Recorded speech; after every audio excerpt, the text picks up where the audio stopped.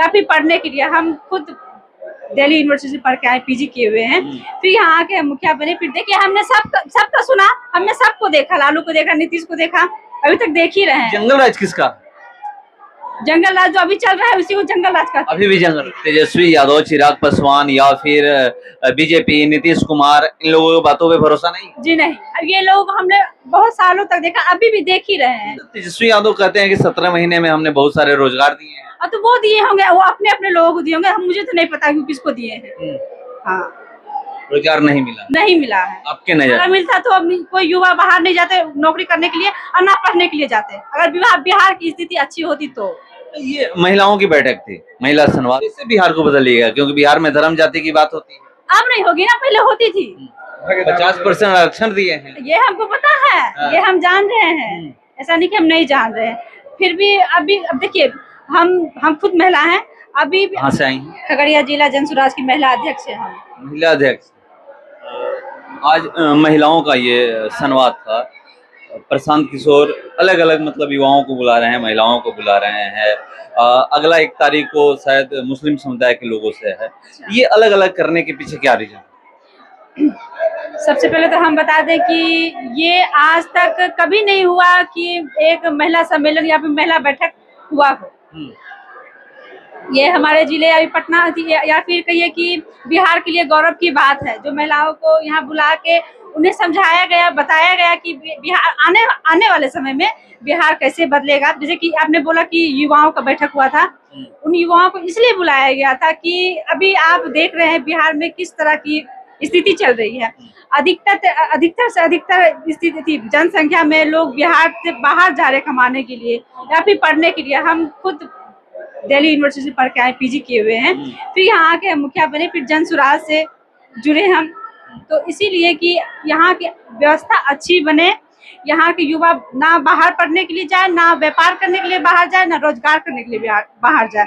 सबकी व्यवस्था बिहार में होनी चाहिए। क्यों हमेशा बिहार के युवा, चाहे बिहार के जो कमाने बाहर रहते, क्यों जाएंगे? अभी आप मुखिया हैं? जी।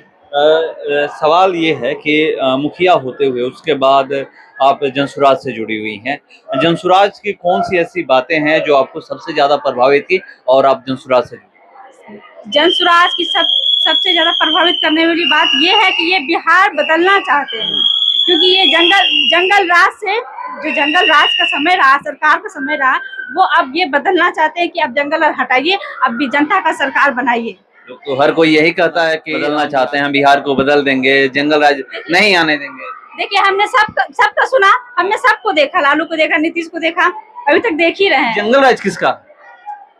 जंगल राज जो अभी चल रहा है उसी को जंगल राज का। अभी भी जंगल राज? हाँ। और ये जनसुराज है, मुझे यकीन है कि आने वाले समय में ये बिहार की स्थिति बदलेगी और आर्थिक जो स्थिति है वो भी बदलेगी। तेजस्वी यादव, चिराग पासवान या फिर बीजेपी, नीतीश कुमार, इन लोगों की बातों पे भरोसा नहीं? जी नहीं, अब ये लोग हमने बहुत सालों तक देखा, अभी भी देख ही रहे हैं। ये बिहार उन लोगों से नहीं बदलेगा, बिहार बदलेगा तो जनसुराज ही बदलेगा। तेजस्वी यादव कहते हैं कि 17 महीने में हमने बहुत सारे रोजगार दिए हैं। तो वो दिए होंगे, वो अपने अपने लोगों को दिए होंगे, हम मुझे तो नहीं पता कि किसको दिए हैं।